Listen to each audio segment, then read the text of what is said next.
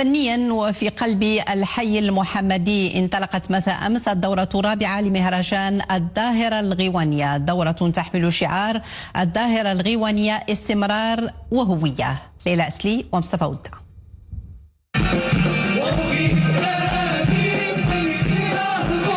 مجموعة المشاهب، الفرقة التي رافقت ذاكرة المغاربة منذ السبعينيات، عادت لتلهب الحاضرين بقطع خالدة من رصيدها الفني على منصة مهرجان الظاهرة الغيوانية في دورته الرابعة. بين الحنين والتجدد، من خليلي إلى بلادي، عبرت كلمات المشاهب الأجيال، ولأن مسار المجموعة شكل علامة فارقة في الذاكرة الغيوانية.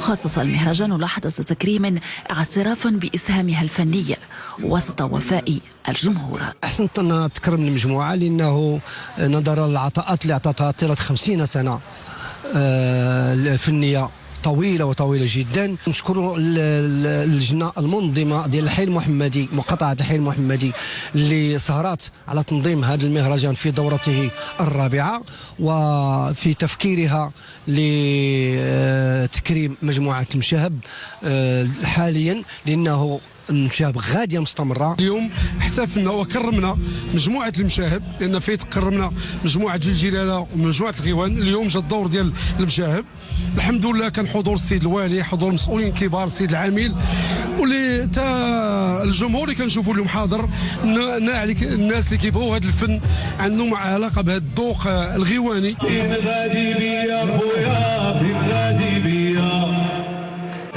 أمسية افتتاحية منحت خلالها مجموعة ناس الغيوان الجمهور الحاضر لحظة استثنائية جمعت بين تاريخ الحي المحمدي وإبداع لا يشيخ.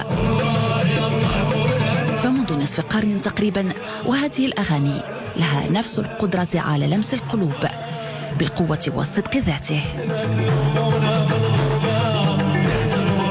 الظاهرة الصراحة خلت واحد الأثر كبير، ماشي غير هنا في العالم العربي، في حتى دوليا الصراحه، لانها تقريبا 60 سنه دابا ديال هذه الظاهره ديال المجموعات كلهم تاكادا، الغيوان، السهام، المشاهب، مسناوه، اهل الخلود، زنزار، نعشاق، يمازان اللي جايين ان شاء الله تا هما وسمان. ظاهرة تواصل العبور بين الماضي والحاضر، فهي ليست مجرد موسيقى، بل ذاكرة حي لا يزال ينبض بالحياة والإبداع. مجموعة أفريكاسم هي امتداد للأغنية المجموعاتية، واليوم نهار سعيد عند مجموعة أفريكاسم اللي كتشارك للمرة الثالثة في هذا المهرجان اللي كيتقام في من بعد الظاهرة الغيوانية، اللي هو الحي المحمدي.